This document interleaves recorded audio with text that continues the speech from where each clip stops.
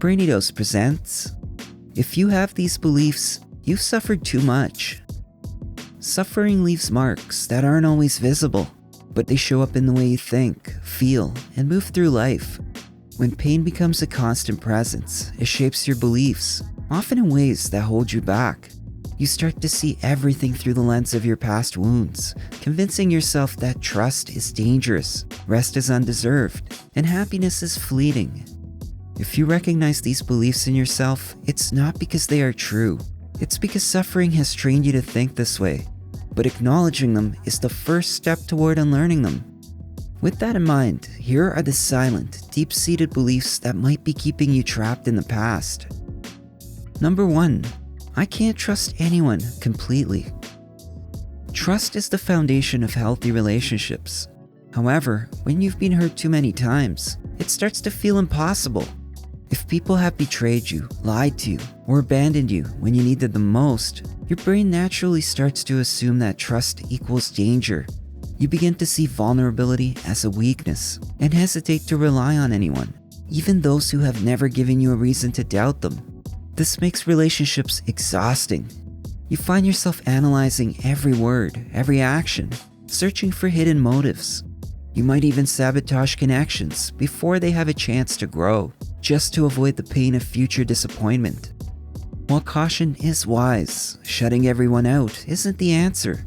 The challenge is learning to differentiate between those who deserve your trust and those who don't.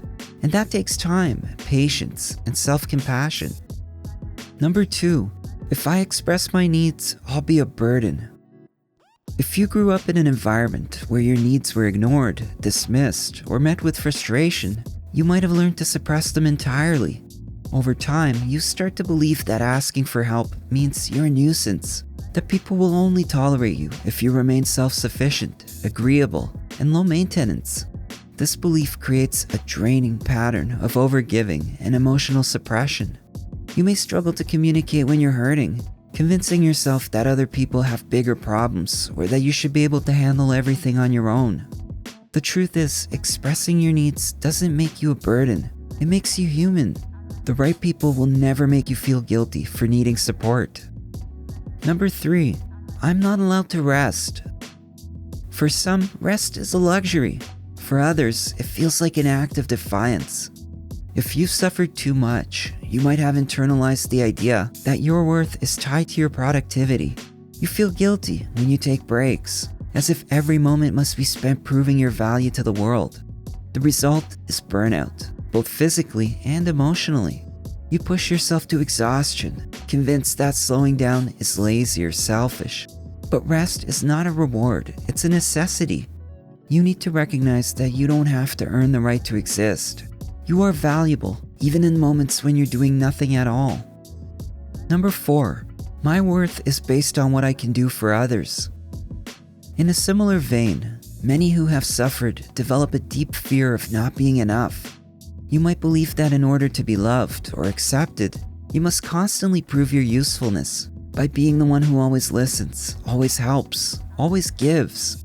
This belief often stems from childhood experiences where love was conditional. Maybe you were only praised when you achieved something, or received affection only when you were making someone else happy. Gradually, you started equating self-worth with self-sacrifice.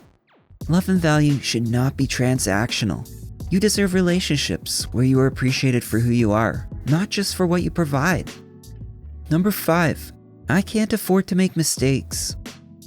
If failure ever led to harsh consequences, like punishment, humiliation, or abandonment, you may have developed an extreme fear of making mistakes. You overthink everything, trying to avoid the smallest errors, because in your mind, even minor slip-ups can mean rejection or shame. This really stifles growth. Instead of taking risks, you play it safe. Instead of exploring new opportunities, you stay in your comfort zone, afraid of what might happen if you mess up. Look, mistakes are not proof of inadequacy.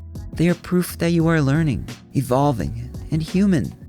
The only way to truly fail is to let fear keep you from trying at all. Number 6, if I let my guard down, I'll get hurt. Pain teaches us to protect ourselves. If you've suffered too much, you might have built walls around your heart. believing that staying emotionally distant is the only way to avoid future heartbreak.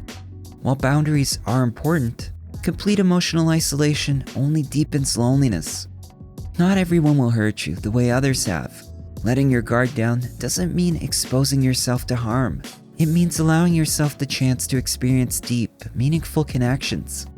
Little by little, at your own pace, you can begin to let in the right people and create the safety and trust you may have been missing. Number 7. Happiness is temporary. When you've experienced too much loss, disappointment, or heartbreak, happiness starts to feel like a trap.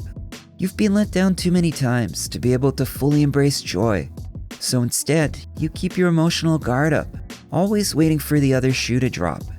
This belief steals the beauty of the present moment. Even when things are going well, you struggle to enjoy them because you're bracing for an inevitable downfall. In reality, happiness isn't always fleeting. It's just that suffering has trained you to expect it to be. Finding ways to welcome joy, even at small moments, can help break the cycle of fear and allow space for peace, laughter, and lightness. Number 8. I must always be in control. When life has been unpredictable or painful, control can feel like the only way to stay safe. If you've been blindsided by betrayal, loss, or unexpected hardship, uncertainty feels like a threat rather than a normal part of life. To protect yourself, you try to manage every detail, planning, anticipating, and micromanaging everything in an attempt to prevent bad things from happening. But control is an illusion. No matter how much you plan or prepare, life will always be unpredictable. The more you cling to control, the more exhausting it becomes. Learning to let go is not about accepting chaos. It's understanding that flexibility, resilience, and trust in yourself are far more powerful than trying to dictate every outcome. I'll say it again. These beliefs are not truths. They are echoes of past wounds. They were formed in moments of suffering, but they don't have to define you forever. So start questioning them, challenging them, and rewriting them. You are not your trauma. You are not your past.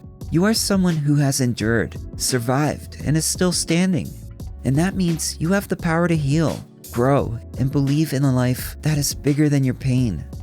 If you enjoyed this video, give it a thumbs up and share it with your friends so we can keep making them.